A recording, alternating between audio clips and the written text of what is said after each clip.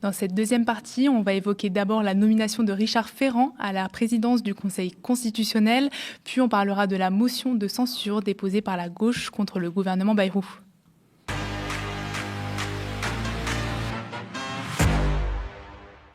J'ai été rejoint par Paul Hellec, notre chroniqueur régulier aux médias. Bonsoir Paul. Bonsoir. Et Gérard Filoche, ancien membre du bureau national du Parti socialiste qui est en visioconférence. Peut-être va-t-il nous rejoindre dans quelques instants. Bonsoir du coup Paul.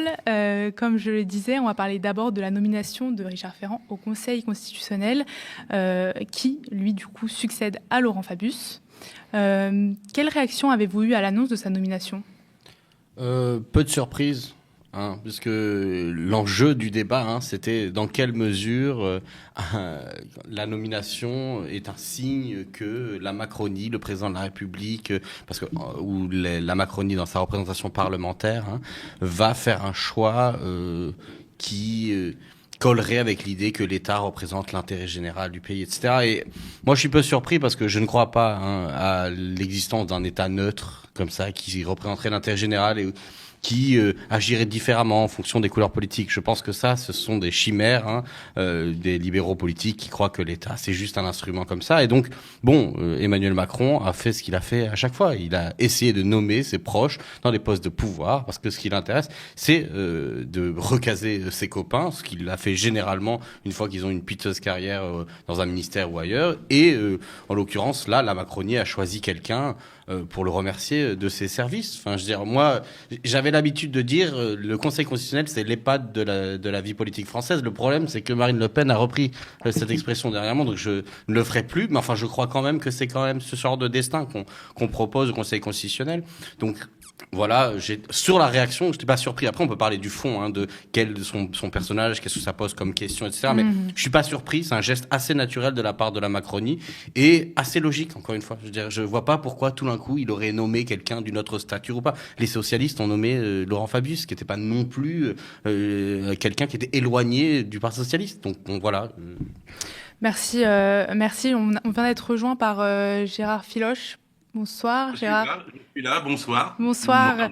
Je le rappelle, vous êtes ancien membre du bureau national du Parti socialiste et je vais vous poser la même question que j'ai posée à Paul Hellec. Quelle réaction vous avez eue à l'annonce de la nomination de Ferrand ?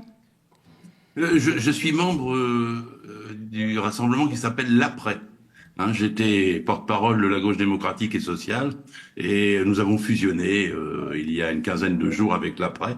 Donc je côtoie maintenant mes camarades Corbière, Autain, Simonet, Davy, Garrido et je parle comme eux. Je l'essaie avec une même voix. Alors je partage ce qui vient d'être dit. L'État n'est pas neutre. L'État est au service du grand capital. Il faut être clair sur les mots. Et là, depuis Macron, il est au service de la grande finance. Macron a trusté l'ensemble de l'appareil d'État, s'efforce de gouverner comme un chef d'entreprise, pro-business. Il a quelque chose de commun avec Trump, avant que Trump n'arrive. Il a quelque chose depuis 7 ans où il assimile les intérêts du pays à ceux du grand CAC 40, des riches et du grand patronat. Et donc il nomme des gens à sa botte.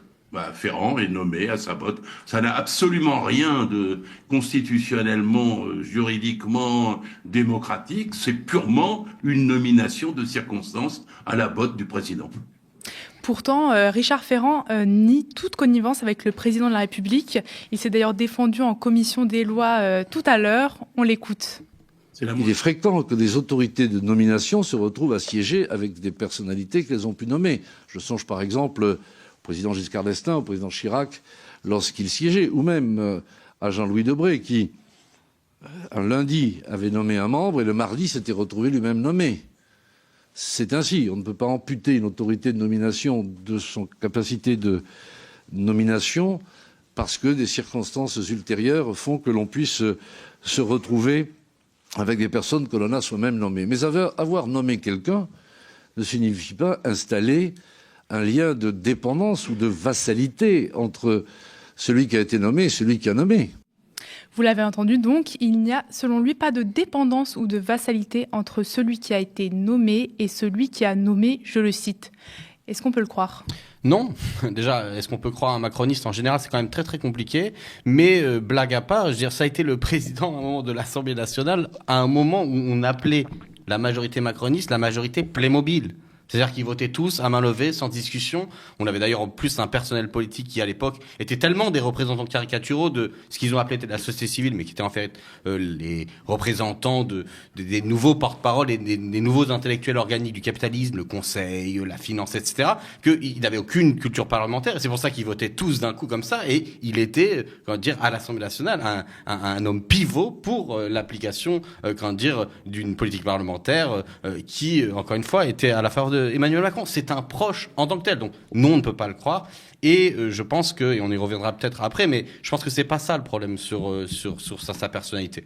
Je veux dire, ça, c'est juste que, comme d'habitude, il y a une gêne en France d'assumer les convictions, quoi. Quand on est au pouvoir, on essaye toujours de faire passer son action comme action, encore une fois, d'intérêt général au-dessus. Hein. C'est la fable du gaullisme où je suis au-dessus des partis. C'est la farce de cette espèce de représentation mythique d'un État complètement dénué de la représentation d'intérêt. Et Gérard Féloche l'a très bien dit, hein, l'intérêt d'une classe qui dévalise le travail et qui organise et qui utilise l'État pour organiser ce vol concrètement. Gérard Féloche, est-ce que vous croyez Ferrand ? Question rhétorique. Il ment. Tous les macronistes mentent. Bon.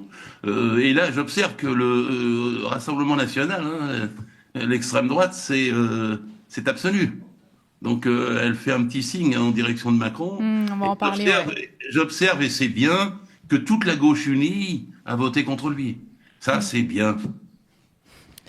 J'aimerais qu'on parle du risque, s'il y en a un, le risque concret pour la crédibilité des institutions, que le président du Conseil constitutionnel soit très proche du président. Bon, d'abord, moi, je pense qu'il y a un risque qui est lié à ce que représente M. Ferrand. D'abord, je rappelle qu'il a quand même été mis en examen pour prise illégale d'intérêt en 2017 et qu'en 2022, il a été libéré de toute poursuite judiciaire par la Cour de cassation dans une délibération, mais que cette délibération de la Cour de cassation a libéré Richard Ferrand de toute poursuite judiciaire pour des raisons de prescription. Et non pour une affaire de fond qui n'a pas du coup été jugée en vertu de la prescription.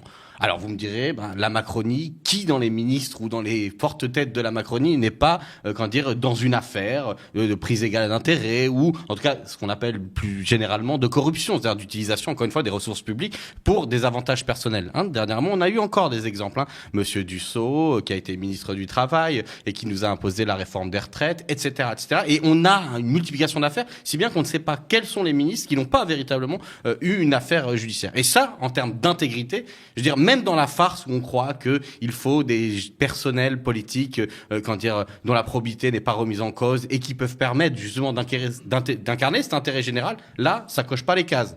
Puisque, encore une fois, je veux dire, il y a cette suspicion qui est quand même particulière, parce que c'est une affaire de possibilité d'achat d'appart quand il occupait une position dans les mutuelles de Bretagne. Donc moi, c'est ça qui me pose problème. Deuxièmement, je veux dire, le problème de la proximité, c'est qu'on voit autour du président de la République, le Premier ministre qu'il s'est choisi par exemple, et M. Ferrand est aussi un représentant, des gens qui représentent véritablement l'inverse des avancées qui ont été proposées pour l'organisation institutionnelle de la France. Ce que je veux dire, c'est qu'il y a eu des réformes constitutionnelles, celle de 2008 notamment, dont on va parler du fait de la QPC, la question prioritaire de constitutionnalité qui va se poser sur les questions d'inéligibilité, et on va parler du RN sur ces questions, mais enfin, il y a un certain nombre d'acquis qui ont été faits, de lois par exemple, pour empêcher les conflits d'intérêts, de lois on ne sait plus comment on l'avait dit, mais après l'affaire Fillon, pour pouvoir faire en sorte qu'il n'y ait pas des conflits d'intérêts qui empêche le débat politique, et notamment des débats aussi sur la question du cumul des mandats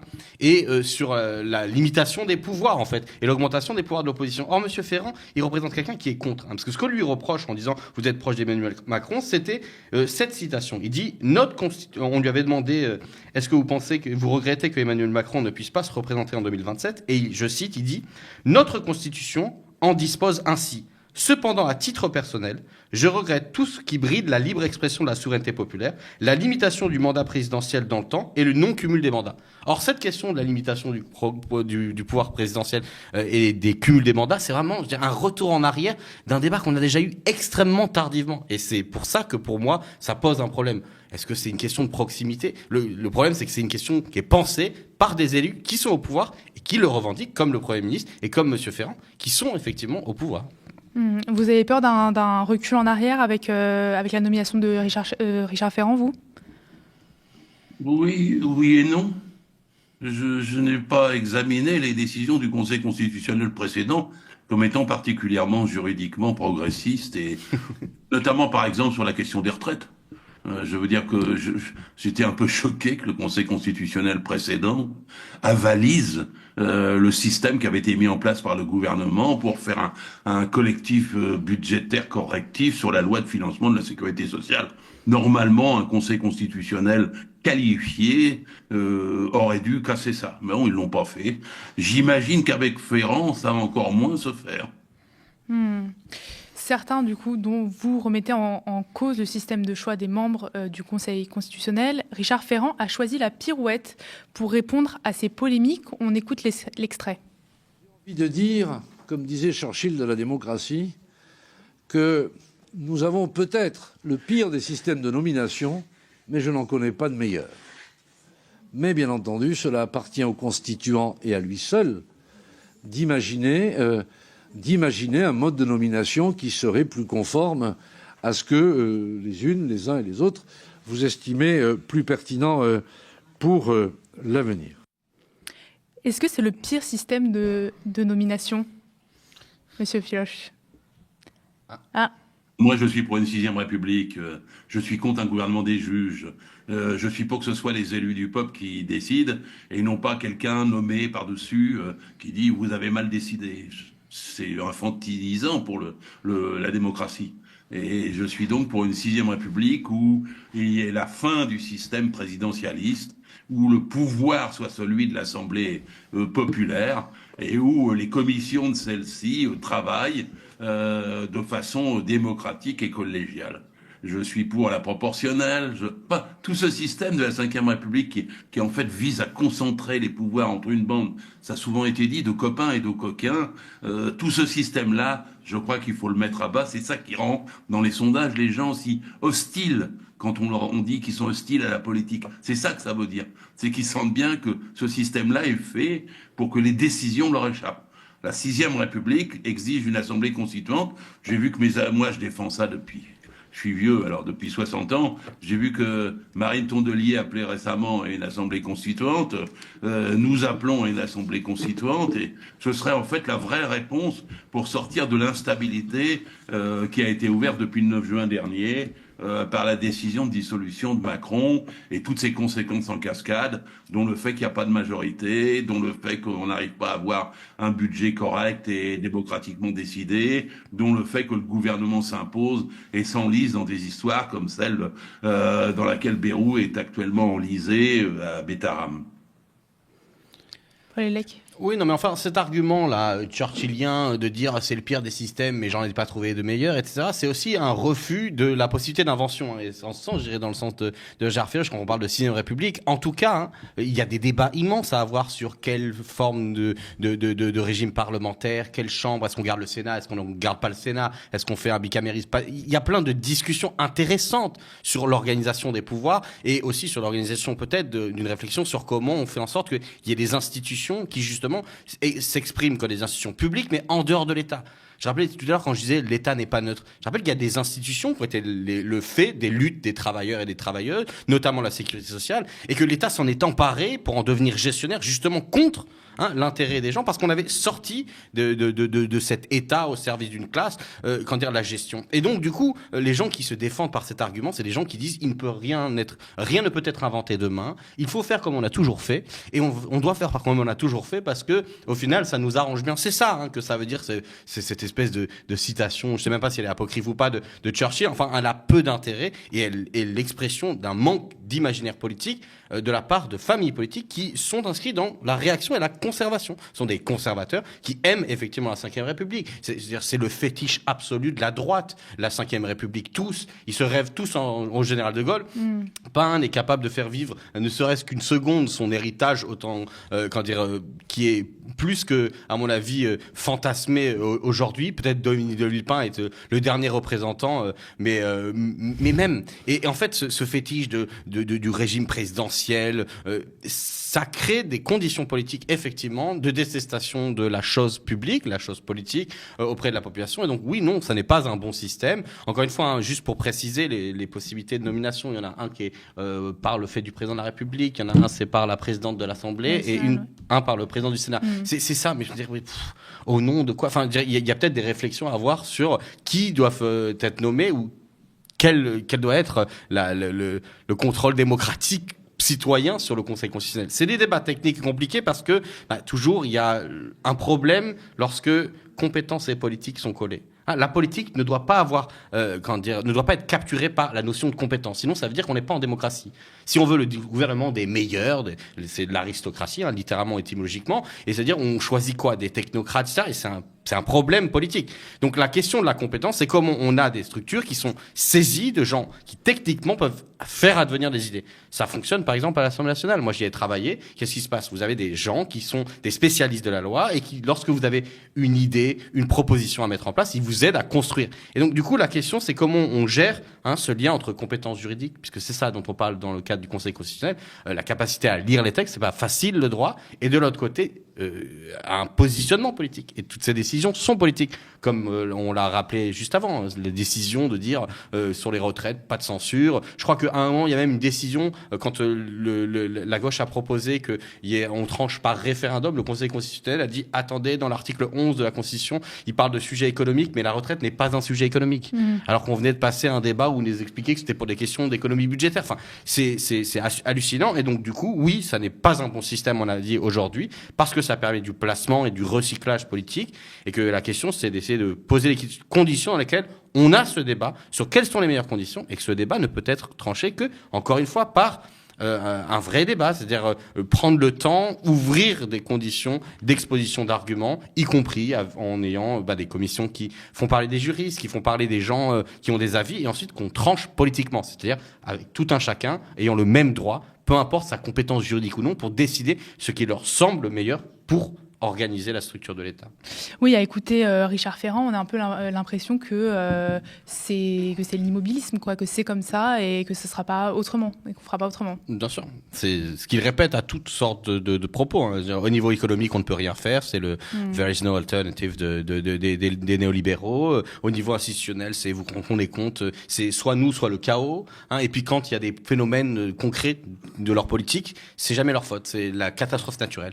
Mais c'est comme ça, tout d'un coup il y a une tempête financière. Enfin, tout ce vocabulaire un peu de la catastrophe, c'est vraiment un moyen de conserver les acquis des positions sociales que les gens occupent et des rapports de pouvoir tels qu'ils sont organisés aujourd'hui. Alors, on a beaucoup parlé de la nomination en elle-même, de sa nomination, mais on n'a pas encore trop abordé la réaction de l'opposition. On accuse notamment l'abstention des députés RN de la commission des lois sur ce vote, qui aurait donc permis à Richard Ferrand d'être nommé. Sandrine Rousseau regrette cette absence du RN et doute de la réelle impartialité de Richard Ferrand comme patron du Conseil constitutionnel. On l'écoute.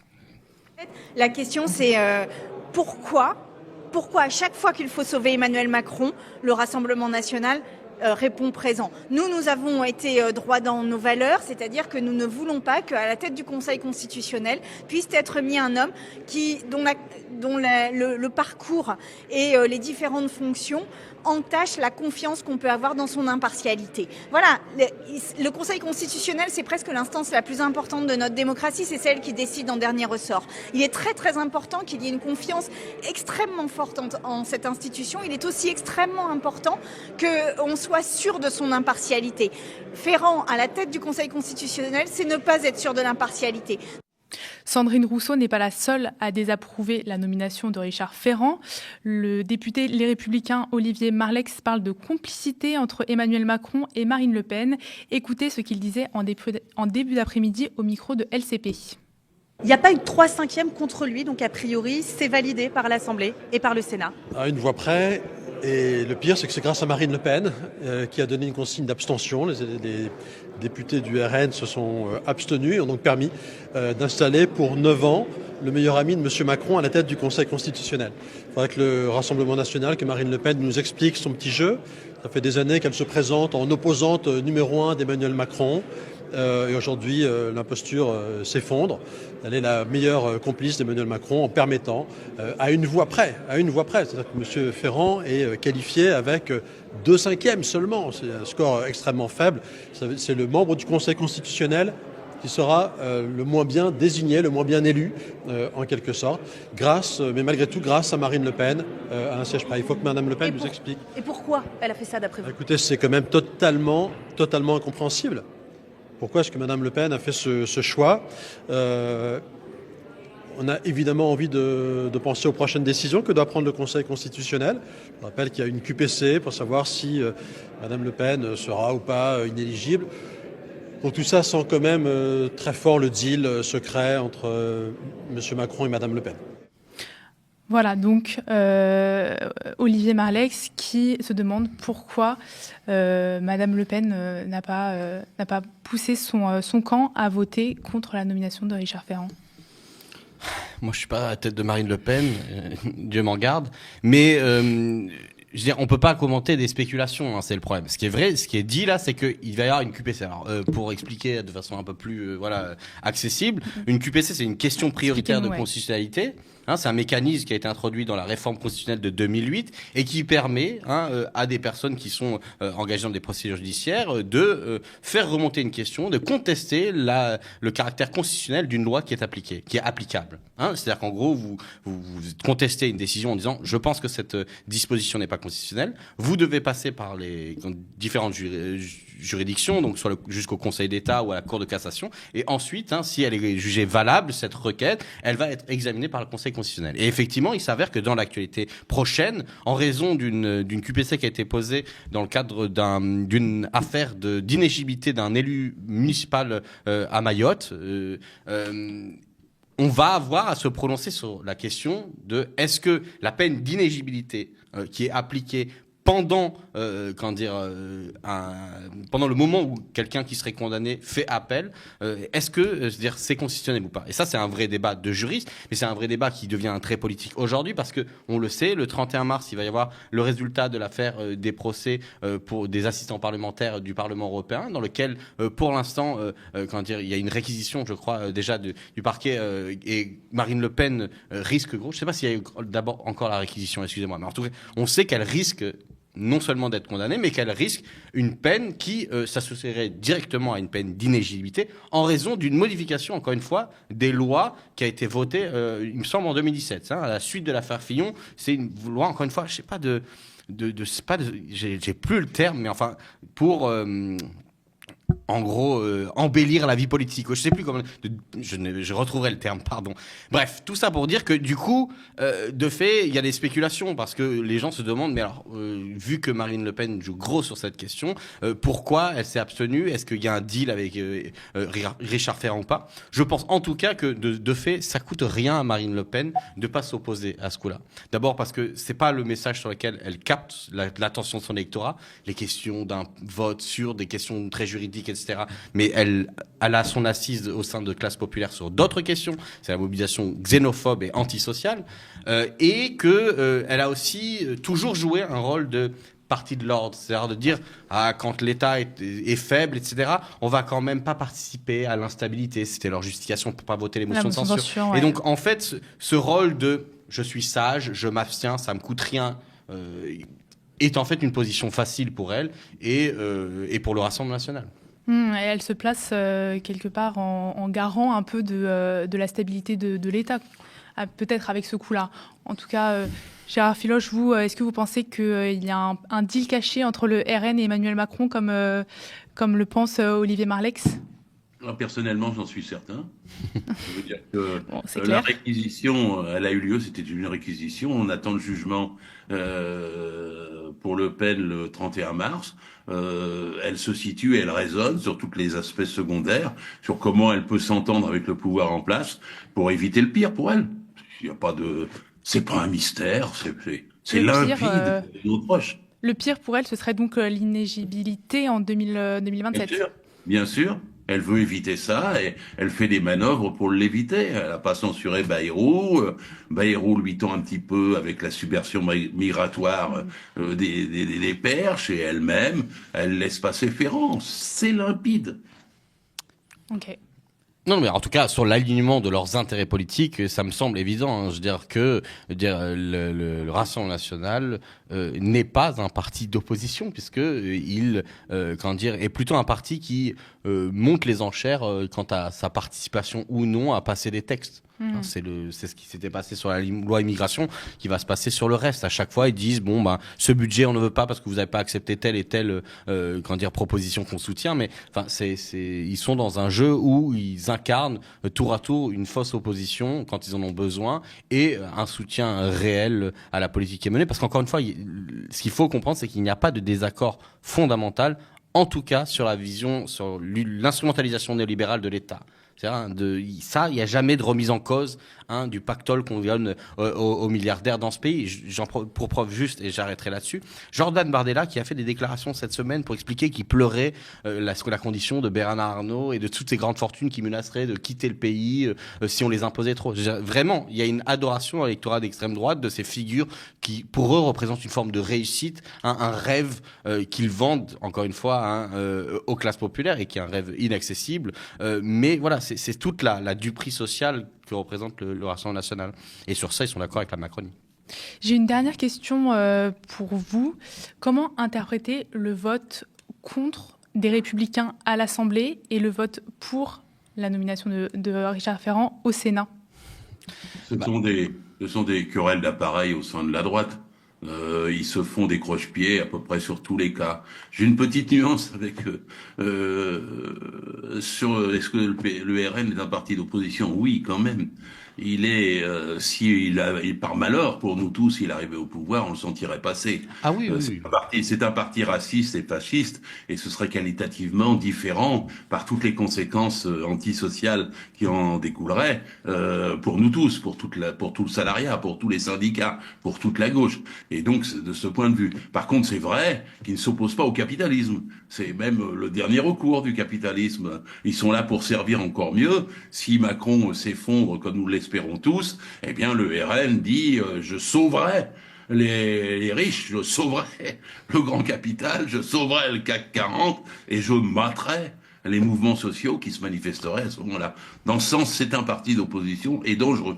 Ah oui, non, mais sur ça, j'ai pas de désaccord sur la différence qualitative immense qu'il existerait entre la forme autoritaire assez bonapartiste du pouvoir actuel et ce que représente l'extrême droite, le danger qu'il représente et comment dire, toute l'ADN historique qu'il a et qui est déployé aujourd'hui à travers d'autres vocabulaires, mais d'autres formules. On a parlé submersion migratoire, etc. C'est la même essence. Donc pas de désaccord là-dessus.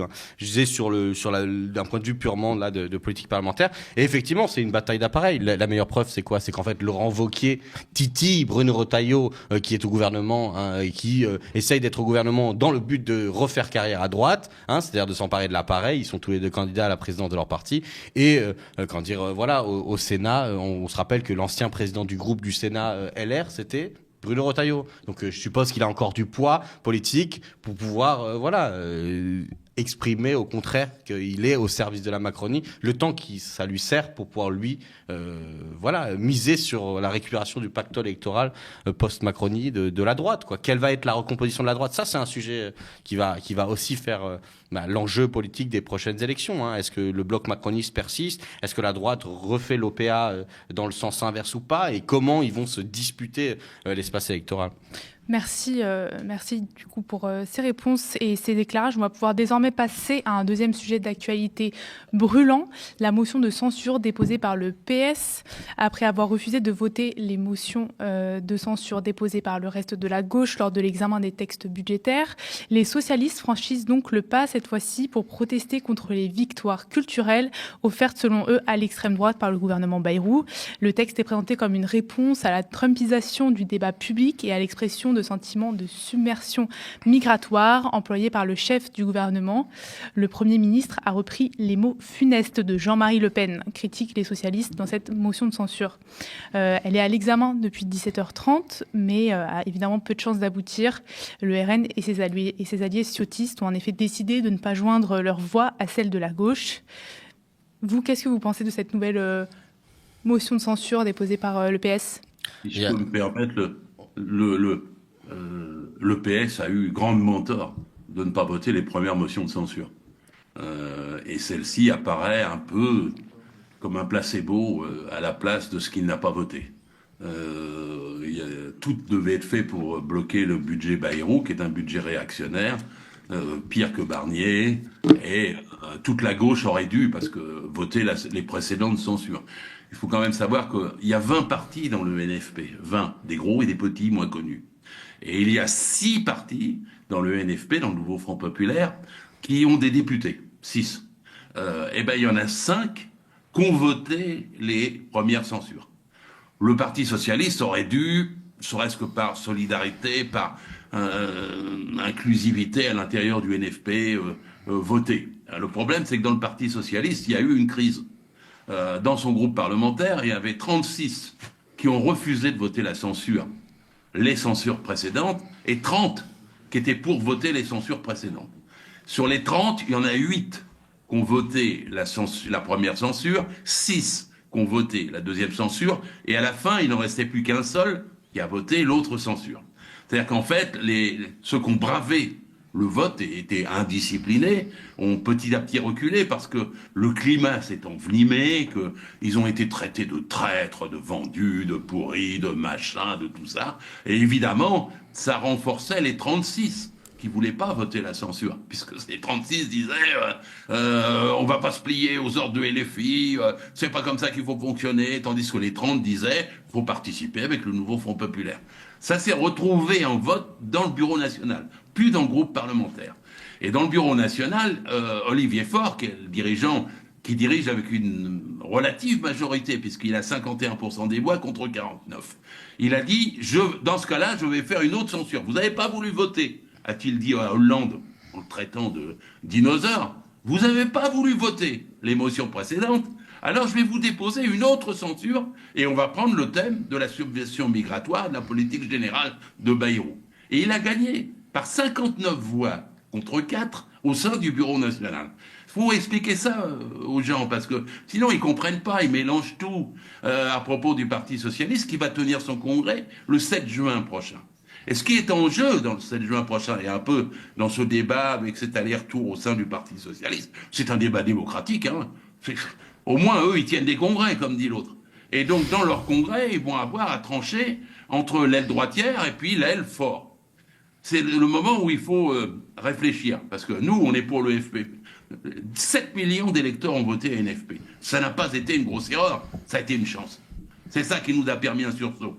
C'est ça qui a empêché le Rassemblement national d'être au pouvoir.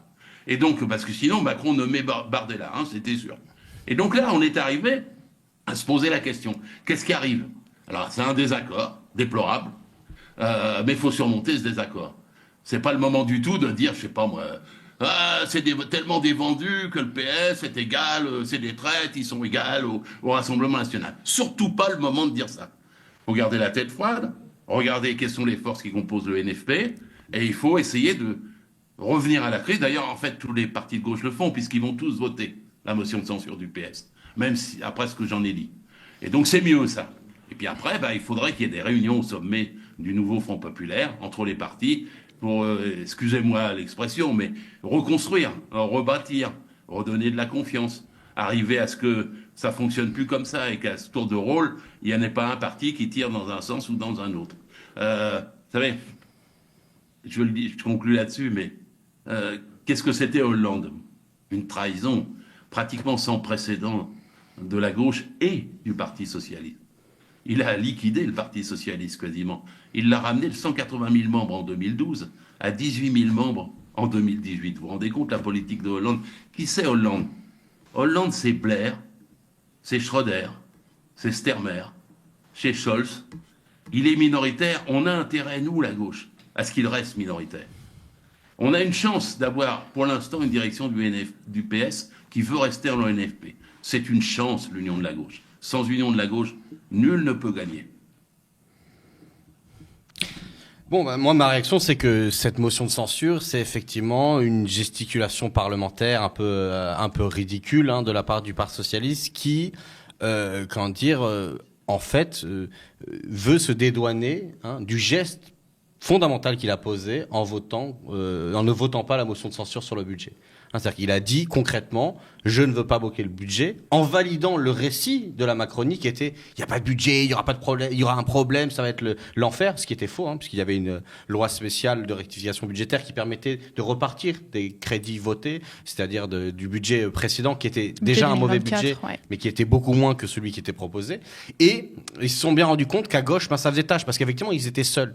Ils l'ont fait, pourquoi? Parce qu'il y a plusieurs partis socialistes. Il y a effectivement une aile droite, qu'on a déjà connue, au gouvernement et qui a été une catastrophe, et il y a une aile qui fait semblant de ne pas être en accord profond avec François Hollande et un certain nombre de ses représentants de l'aile droite qui eux au moins affichent leurs convictions. Et Olivier Faure, je rappelle que pendant le mandat de François Hollande, il était vice-président du groupe Parti socialiste, il faisait la chasse aux frondeurs et c'est pas illustré comme étant la gauche du PS, comme l'ont pu l'être des figures, que ce soit Monsieur Filoche ou d'autres, Liman ou d'autres, c'est pas du tout ça. Et en fait, le Parti socialiste, en faisant cette motion de censure, il essaye de se redonner des couleurs à gauche, parce qu'il a bien senti que ça l'exposait à quelque chose et que personne ne croyait à son histoire. Je suis obligé de le dire, je vais citer François Bayrou. J'allais y venir. Est-ce que je peux vous lire ce que François Bayrou a dit à l'Assemblée nationale tout à l'heure? Il a dit c'est la motion de censure la plus cousue de fil blanc de toute l'histoire parlementaire. Et ensuite, il a ajouté une motion de censure à blanc après avoir, à juste titre, refusé 4 motions de censure à balles réelles. Voilà, et je peux même compléter, il a dit c'est une motion de censure pour faire semblant. Là, il cite François Hollande, qui avait expliqué que s'il y avait un risque de faire tomber le gouvernement, alors la motion de censure ne serait pas déposée ou ne serait pas votée, ou qu'il s'arrangerait pour pas la faire aller jusqu'au bout, ce qui veut dire un détournement complet de l'utilisation d'une motion de censure et le fait qu'il n'y a pas de volonté de faire tomber le gouvernement et d'approfondir la crise politique pour pouvoir obtenir une situation de rupture avec l'ordre actuel. Et il a ajouté, François Bayrou, il s'agissait d'enlever à Jean-Luc Mélenchon un angle de sarcasme contre le Parti socialiste, mais vous aurez les sarcasmes et vous aurez le ridicule. Je pense que c'est ce qui se passe ce soir. J'ajoute une chose sur le fond quand même. C'est que le Parti socialiste prend pour prétexte dans cette motion de censure la réutilisation du vocabulaire de l'extrême droite par le Premier ministre, subversion migratoire. Sur le fond, effectivement, c'est un problème qu'on ait toute une droite française, et là toute, complètement sous perfusion des idées racistes de l'extrême droite.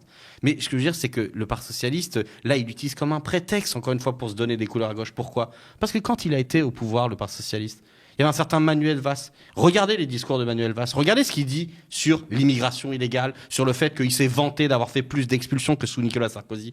Ça, c'est ce que le Parti socialiste fait concrètement quand il est au pouvoir. Donc moi, les prétentions d'Olivier Faure de ressembler à autre chose, je n'y crois pas une seconde. Moi, je regarde et je juge sur les faits. Et d'ailleurs, à la fin, contradiction dans le texte de la motion de censure, après avoir parlé de ces questions de l'immigration et d'utilisation du vocabulaire de l'extrême droite et du risque que représente un gouvernement sous perfusion du Rassemblement national, ce qui en effet est un risque et une réalité, il nous explique que c'est aussi cette motion de censure pour lutter contre la remise en cause du modèle démocratique, la remise en cause du contrat social, la dérégulation économique et le saccage de la planète. Mais le budget qu'ils n'ont pas voulu censurer, c'est aussi un saccage de la planète, moins 2 milliards à l'écologie. Le contrat social de la part du gouvernement François Bayrou, qui succède à, 7 ans de macronisme, qui avait déjà été ministre à l'époque. C'est, toujours des prétextes, et c'est ça le problème. C'est que c'est une gesticulation parlementaire pour régler deux choses. D'abord, des comptes de congrès, et ça, je pense que Gérard Filoche l'a très bien, démontré, et d'autre part, encore une fois, un jeu de posture. Le Parti socialiste, il est en posture parce qu'il est en suspens. Je rappelle qu'effectivement, il a vraiment fait un score ridicule, qu'il était, presque en mort clinique, et que la gauche, l'Union, l'a aidé à reprendre des couleurs, mais que son destin n'est pas encore complètement fixé. Moi, j'ai l'habitude de dire qu'il est suspendu au-dessus des poubelles de l'histoire. Et je veux dire, pour l'instant, il gesticule. Mais vous avez un poulet mort, il peut encore marcher pendant quelques mètres. La question, c'est qu'est-ce qui se passe par la suite et qu'est-ce qu'on peut faire avec. Pour l'instant, pas grand-chose. Gérard Filoche. Je peux me permettre le cœur de mon désaccord avec ce que vous avez dit, c'est quand vous dites, en gros, tout ça, c'est des faux semblants et tout ça, c'est des jeux de posture. Je vous dis non. C'est les luttes de classe qui traversent le Parti socialiste. C'est un vrai débat. C'est une vraie bataille. Ça ne sera pas la même chose si c'est l'aile droite qui reprend le pouvoir dans le Parti socialiste, c'est-à-dire les Schröder, les Blair et les Sermer et les Scholz. Ça ne sera pas la même chose que ce que nous avons actuellement avec un Parti socialiste qui est dans le nouveau Front populaire. Les autres sortiront du nouveau Front populaire. Ils deviendront nos adversaires et tous les médias des gros milliardaires macroniens leur feront un pont d'or. Ils n'aiment pas aujourd'hui Faure parce qu'il est dans le NFP. La seule chose qui peut faire peur au CAC 40, au MEDEF, c'est le NFP. Aucune de ses composantes seules n'a aucune chance de gagner. Dès qu'il y a le NFP éclaté, la bourgeoisie gagne et le RN gagne sur le compte de la bourgeoisie. Donc il faut protéger le nouveau Front populaire.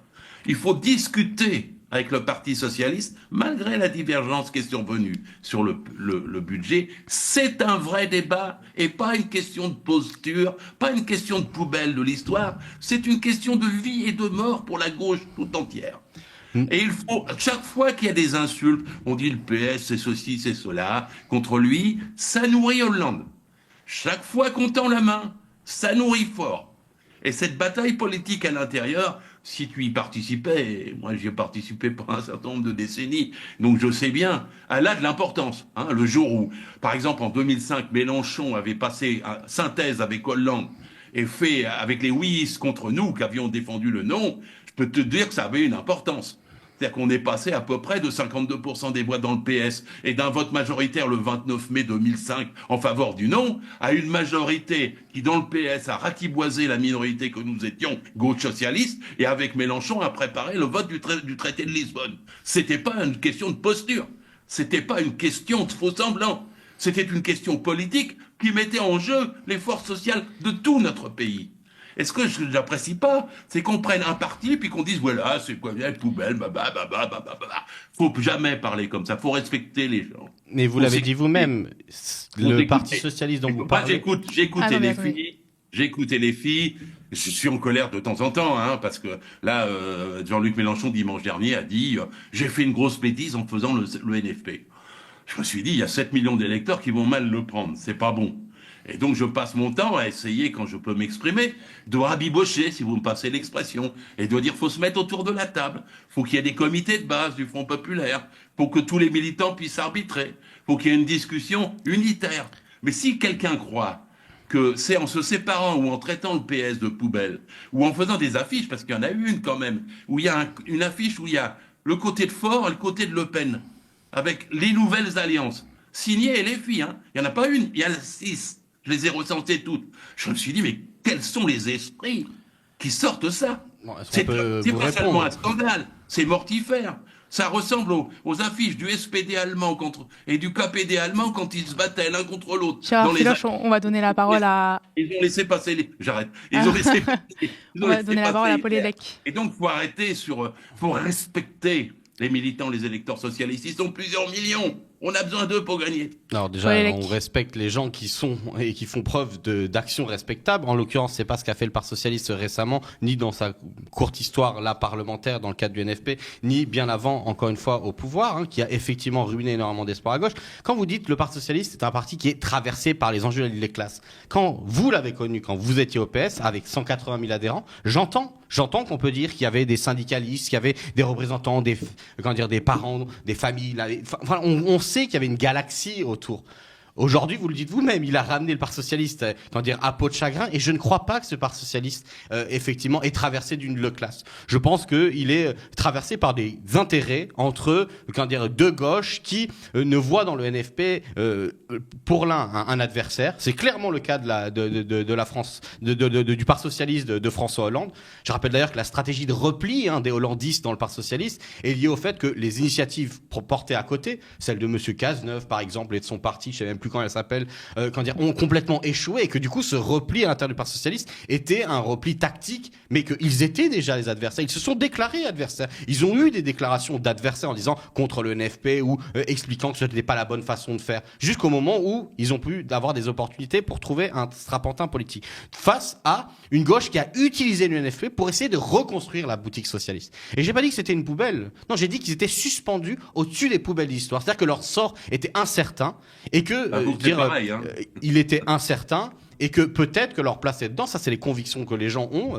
Moi, je me suis jamais caché du fait que je pensais que ce ne serait pas un problème de ne pas avoir de Parti socialiste, parce que systématiquement, contrairement à ce que vous dites, Olivier Faure n'est pas détesté par la bourgeoisie ou n'est pas vu comme comme un ennemi. Il est vu comme une ressource. J'en veux pour preuve le fait qu'à chaque fois qu'il a fallu taper sur ses camarades de gauche, sur des positions sur la question palestinienne, sur le caractère trop radical du ton ou des propositions de la gauche, on a on a tendu le micro à des Olivier Faure et à d'autres personnels de cette gauche un peu molle là, qui est toujours prêt pour valider le discours du pouvoir sur l'opposition politique quand elle représente un risque et quand elle représente une rupture.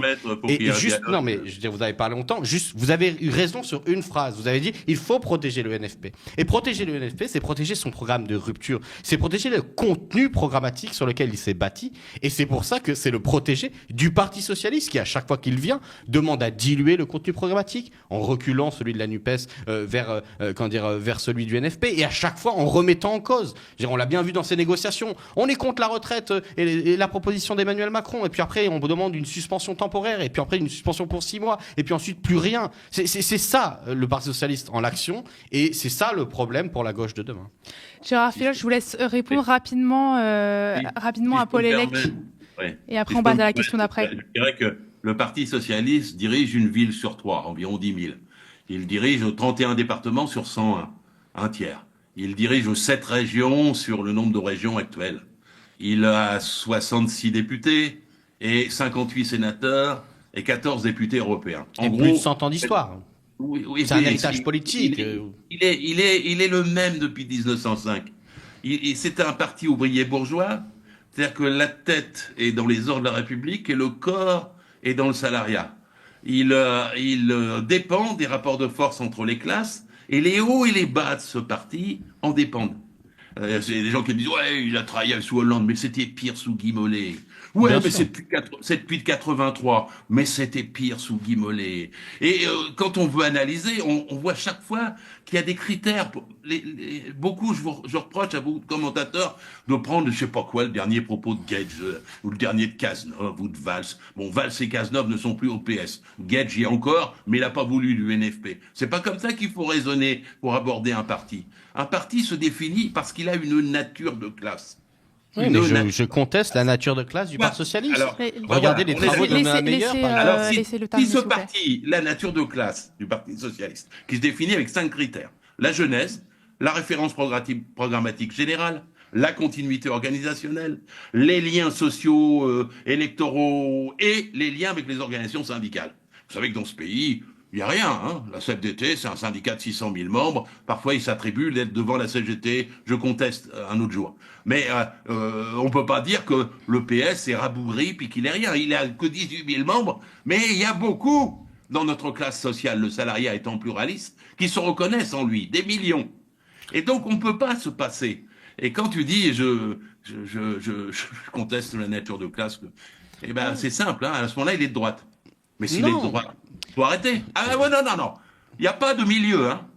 Il y a deux classes fondamentales, la gauche et la droite. Il y a deux camps. Ce ne sont pas des classes, ce sont Ouais, des on va opinions passer, idéologiques politiques qui s'expriment différemment. Et je le redis, difficile il faut regarder la d'avoir quelqu'un composition qui est au électorale milieu. du vote Parti socialiste.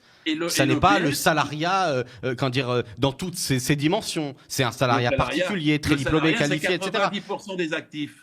90% Non, mais des actifs. je sais très Le bien. salariat, on est 30 millions. Je ne vais pas m'apprendre ce que c'est le salariat. Je sais que vous êtes ancien il faut. inspecteur du travail. Peut-être que je dirige vers ça un jour, parce que je fais ma thèse en sociologie du travail, et c'est ce que j'enseigne à l'université. Mais néanmoins, justement, si on regarde en détail le qualificatif, par exemple, de l'électorat, qui est un des critères que vous avez donné, il ne représente pas n'importe quelle part du salariat. C'est un salariat d'encadrement extrêmement diplômé, dans des positions quand même plus privilégiées que d'autres, et que justement, c'est aussi cet ancrage social dans un certain nombre de catégories sociales plutôt favorisées du salariat qui l'a amené à renoncer à un certain nombre de ces propositions qui faisaient le cœur de la proposition socialiste au sens propre du terme. Et vous avez raison, moi je ne vais pas vous dire que Guy Mollet c'était mieux, c'était absolument terrifiant. La participation, aux aventures coloniales, ce que vous voulez. Il y a énormément de choses à reprocher à l'histoire socialiste. C'est pour ça que je n'ai jamais été membre d'une organisation socialiste. Peut-être l'UNEF, dans laquelle les socialistes nous posaient énormément de problèmes, je dois l'avouer.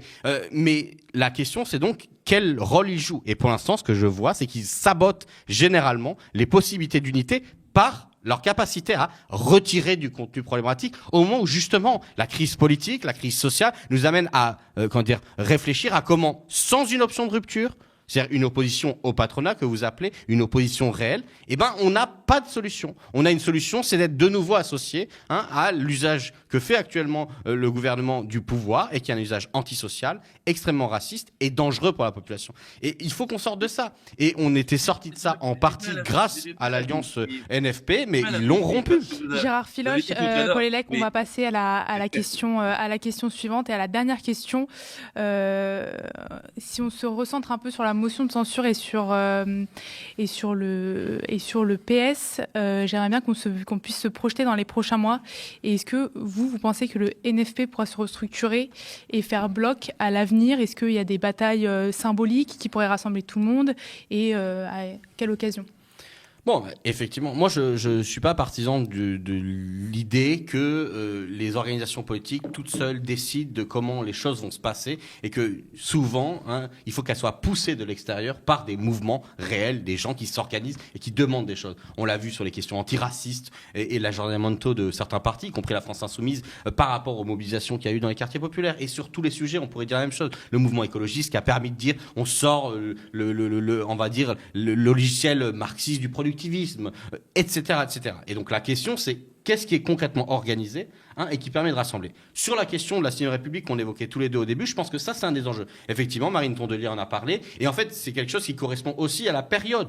Crise politique, crise institutionnelle, donc réponse de rupture avec les institutions pour discuter. Ça peut être un point de rassemblement qui n'a pas toujours fait accord à gauche et qui maintenant, ça se solidifie. Donc sur ces questions, peut-être qu'il y a un enjeu. Sur d'autres, on verra, mais ça dépendra aussi des mobilisations et de ce que font les gens, c'est-à-dire la base réelle du peuple de gauche, si on peut s'exprimer ainsi, et quelles sont les initiatives. Moi, ce qui me fait peur, c'est que pour l'instant, on a une difficulté. Moi, je suis par exemple syndiqué. Dans ma fac, on va perdre des millions d'euros de budget parce qu'il y a 1,5 milliard d'euros de moins au budget. Pour l'instant, j'ai pas vu une réunion syndicale. Alors, on a organisé une action. Là, moi, je suis pas payé par la fac, par exemple, parce qu'ils ne sont pas mensualisés, contrairement à ce que la loi oblige. Donc on est en train d'organiser les gens pour se dire, on va aller attaquer la fac, on va attaquer au sens juridique du terme, pardon. Il faut que je précise quand même. Et on essaye, mais sur ces questions de budget, quand est-ce qu'on bouge de ça? Moi, j'attends beaucoup aussi de voir qu'est-ce que va faire la sphère syndicale. Ça a aussi été un des moyens de la construction du NFP. De dire, c'est pas la NUPES, c'est pas un cartel des partis, c'est quelque chose de plus. C'est quelque chose qui engage plus. Mais sauf que depuis, voilà, on a bien vu que chacun temporisait dans son coin. Et là, pour l'instant, on a besoin, en tout cas, et je finirai là-dessus, pour que le NFP reprenne des couleurs, on a besoin que cette position de rupture, elle soit aussi un moyen de renégociation des rôles très, très hémiplégiques, j'allais dire, qu'ont les organisations. C'est-à-dire, les partis, c'est les idées, le syndicat, c'est la lutte sociale, les associations, c'est la solidarité concrète, et on a une espèce de tripartition comme ça, qui est un héritage du 20e et du 19e, mais il y a des choses qu'il va falloir faire pour que ça bouge, quoi. Gérard Filoche, une dernière réaction avant de clore ce débat? Je partage tout ce qui a été dit et j'en rajouterai si j'avais le temps en faveur des comités de base, des comités, des collectifs, des réunions sur le terrain. Il faudrait éditer le programme du nouveau Front populaire, il faudrait le diffuser à des millions d'exemplaires, il faudrait faire des réunions dessus pour étudier partie par partie, il faudrait défendre la partie sur l'immigration, défendre la partie contre la politique de l'offre, il faudrait expliquer comment il faut faire les 32 heures, comment il faut reconstruire le code du travail, comment il faut réguler la sous-traitance, tout ça. Parmi les campagnes que je vois pour le nouveau Front populaire, moi j'en vois une. C'est sur la base de ce programme, comment on parvient à un candidat unique à la présidentielle. C'est-à-dire qu'on puisse passer le premier tour, cette fois-ci, avec un candidat unitaire qui représente toutes les composantes de la gauche. J'en vois une deuxième. C'est sur la question des retraites, parce que on est le 19 février, demain, la Cour des comptes va rendre son étude flash sur la question des retraites. Et ben, essayer de justifier les 64 ans. Eh bien, il faut, nous, faire campagne pour abroger les 64 ans, puisque ça va se discuter entre demain et fin mai. C'est-à-dire le 15 mai, le conclave de Bayrou doit rendre un avis. Et donc, voilà au moins 2 sujets de campagne, de façon précise, sur lesquels on pourrait tous, si on avait des meetings avec les orateurs dirigeants, faut que tous, entre guillemets, les chefs à plumes des partis soient sur les mêmes tribunes sur ces campagnes-là. Et il faut trouver les modalités pour faire discuter publiquement, massivement les gens, pour qu'ils choisissent un candidat commun qui les représente tous. Pas qui s'impose à eux, mais qui les représente tous. T'as raison, c'est pas les partis seulement qui doivent le faire. Ça doit se faire par les comités, ça doit se faire par tous les votes populaires possibles pour arriver à un candidat commun. Et c'est la seule chance qu'on gagne. Merci beaucoup Gérard Filoche pour votre présence et votre intervention. Merci Paul Hellec. Merci. Et merci à vous d'avoir regardé Toujours Debout. N'hésitez pas à nous dire ce que vous en pensez en commentaire si vous nous regardez par YouTube et via email si vous nous regardez à la télé. Continuez à nous soutenir, à soutenir votre média, un média qui vous garantit une information libre. Alors abonnez-vous à partir de 5 € par mois ou devenez même sociétaire de notre coopérative. Rejoignez-nous dès maintenant sur soutenez.lemediatv.fr. Très bonne soirée sur Le Média.